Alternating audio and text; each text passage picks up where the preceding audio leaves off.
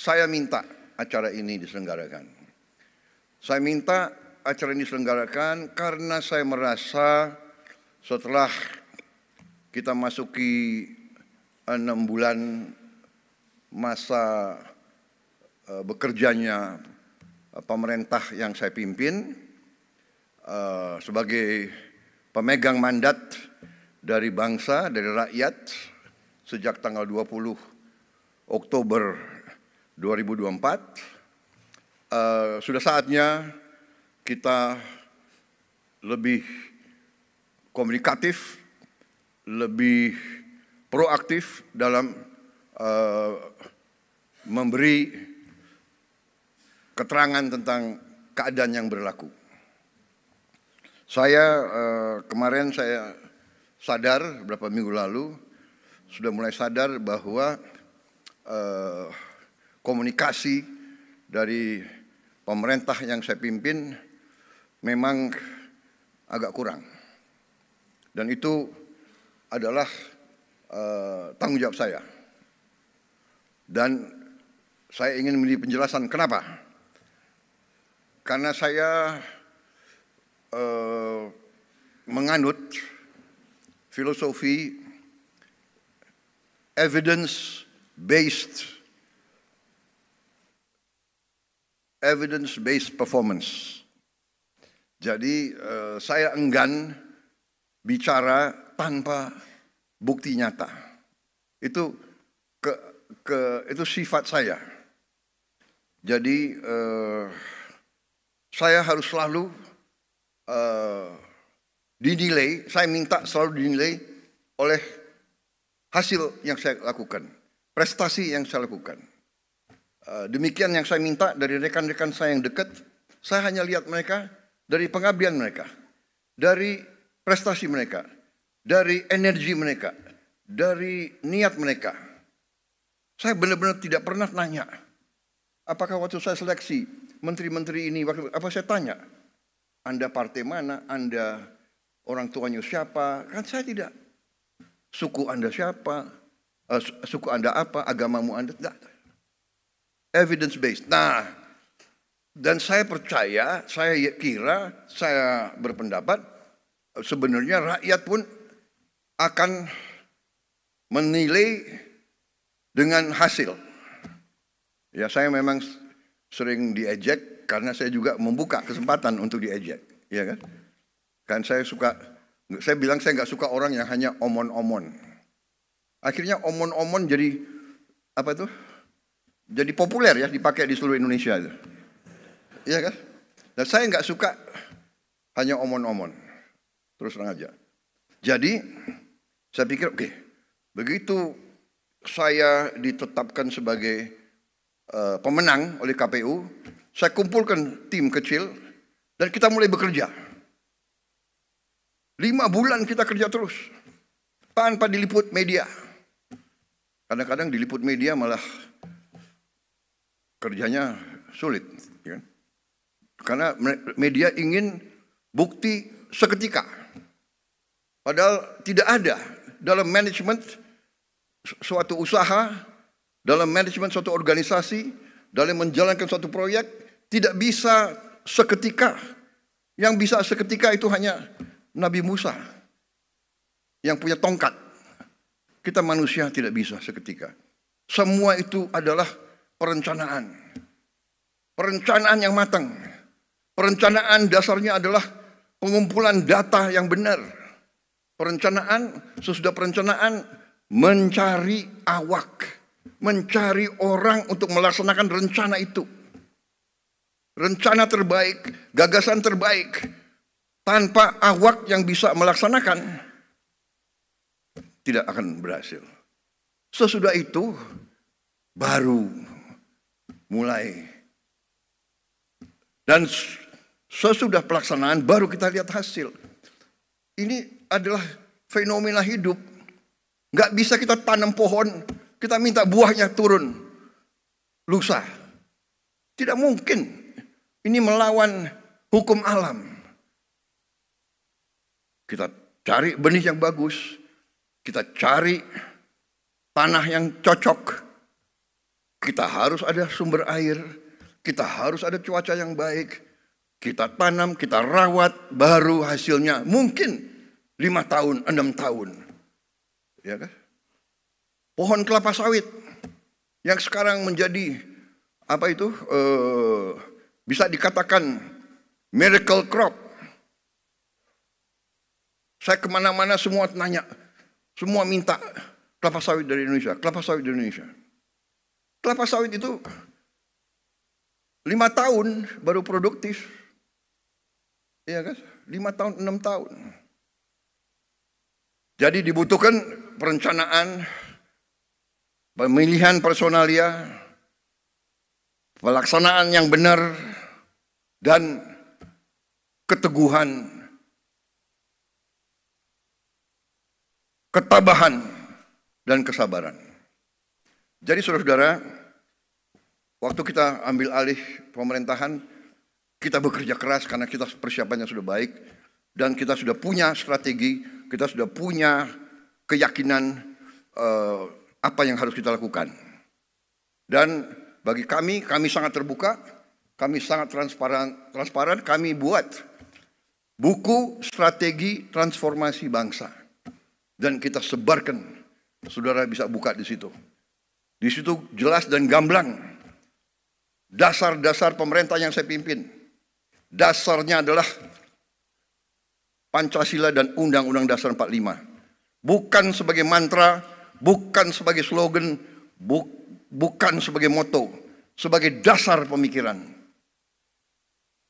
Ekonomi kita apa? Ekonomi kita adalah berdasarkan Pancasila dan Undang-Undang Dasar 45. Berarti ekonomi kita harus berdasarkan sila-sila itu.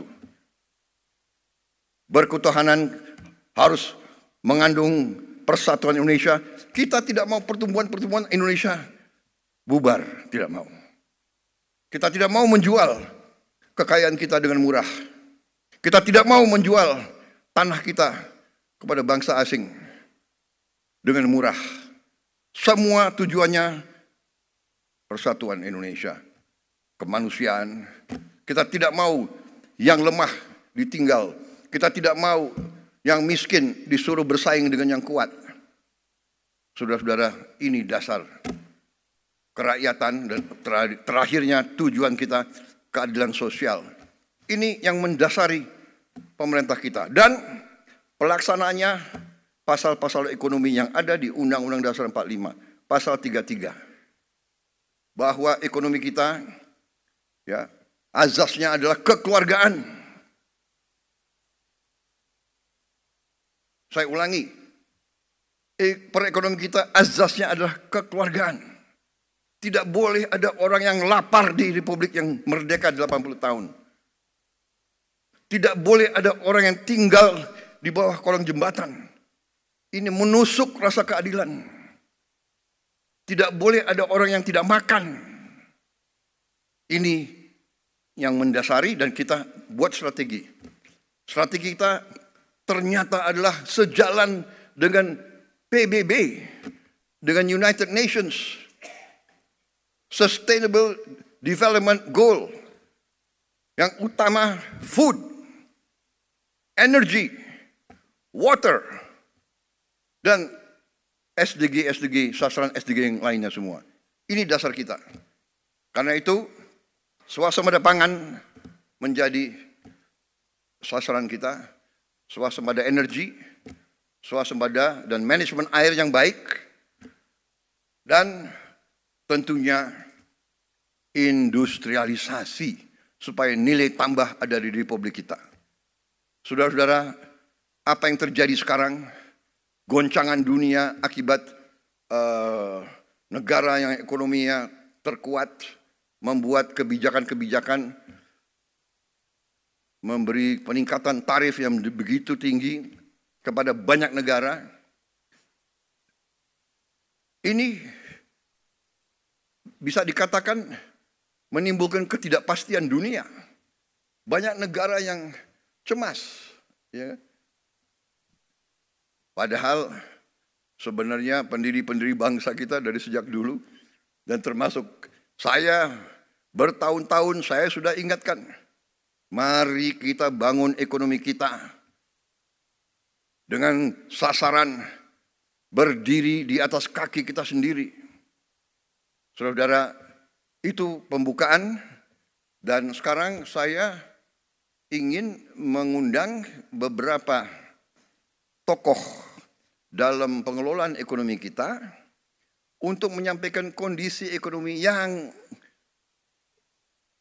apa adanya, yang real, the real situation. Mereka akan paparkan, kemudian kita buka kesempatan untuk ada tanggapan, ada sanggahan, ada pertanyaan, kita terbuka. Di zaman sekarang, pemimpin harus terbuka untuk masukan. Kita tidak anti kritik.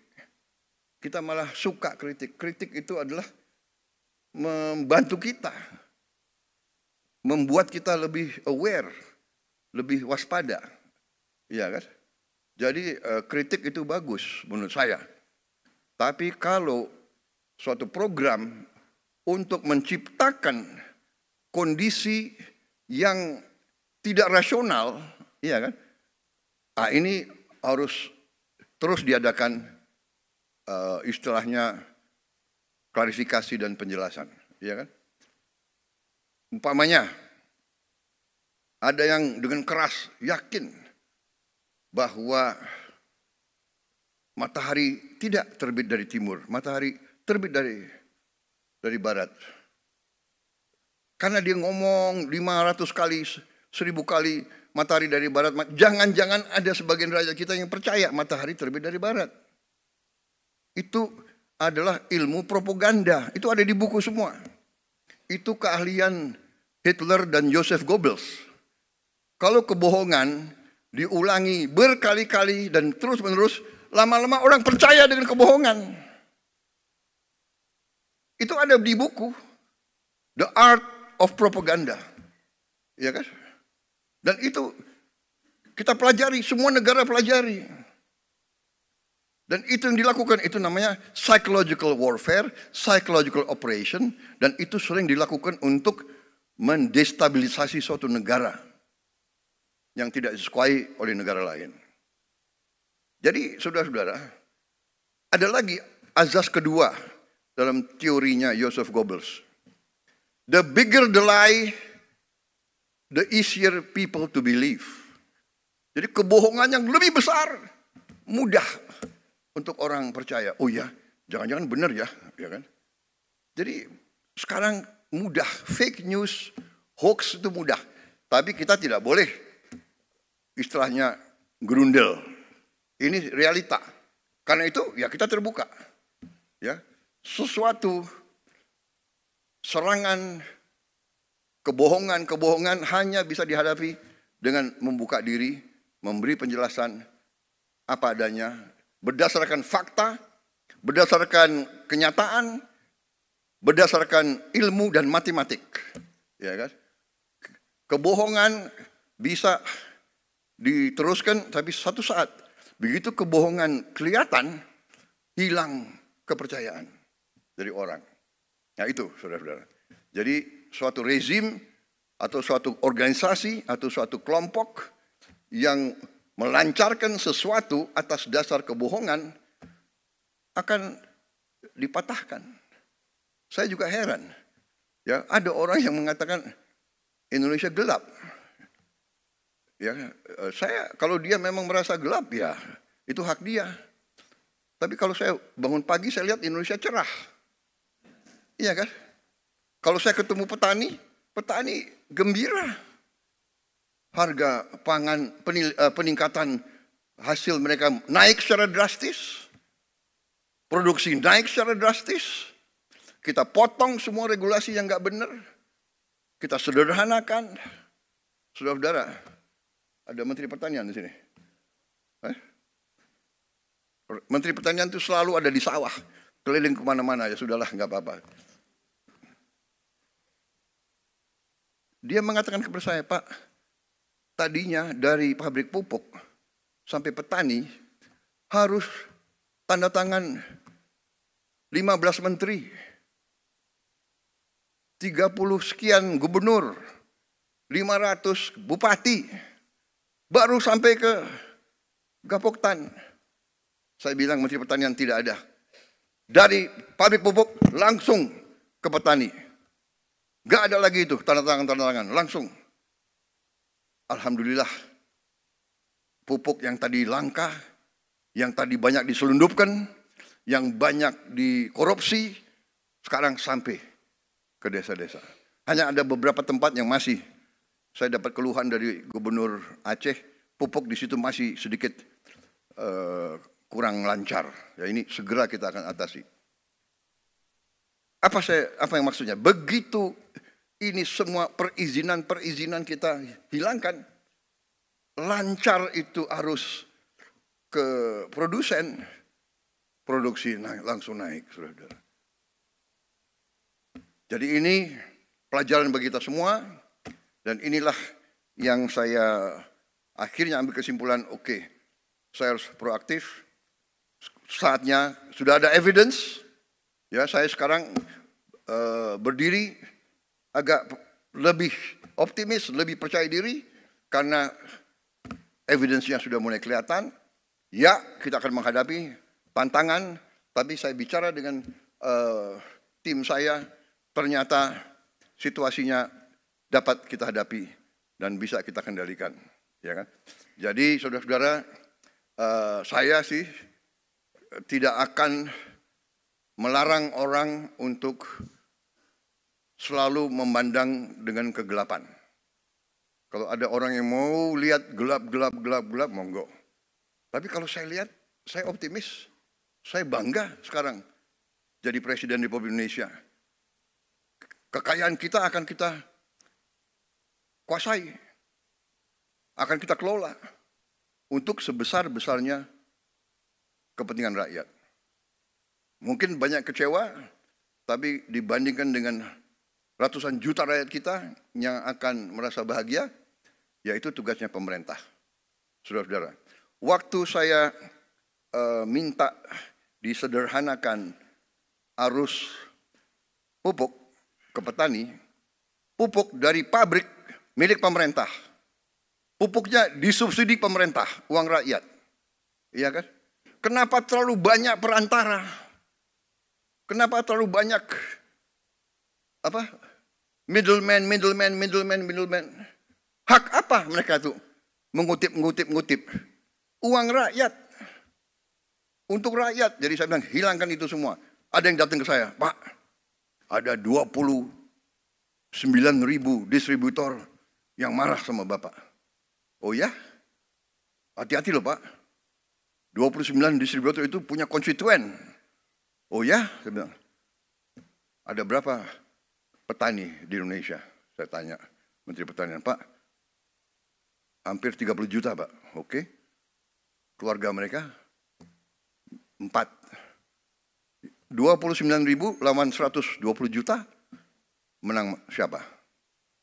Oh, lebih baik saya membela 120 juta rakyat daripada mereka-mereka itu. Ya, kita terbuka. Tapi saudara-saudara, rakyat yang punya hak. Kedaulatan di tangan rakyat. Kami dipilih rakyat. Kau suka tidak suka, ya ini pilihan rakyat, ya kan? Inilah kita yang dipilih rakyat. Ada yang botak, ya kan? Botak itu artinya pinter, ya kan? Ada yang hitam, ya tapi ini pilihan rakyat, bagaimana? Dan kita semua, cita-cita mereka semua itu hanya untuk berbakti kepada rakyat. Benar, kalau mereka mau kaya raya, mereka bisa. Nggak usah masuk pemerintah.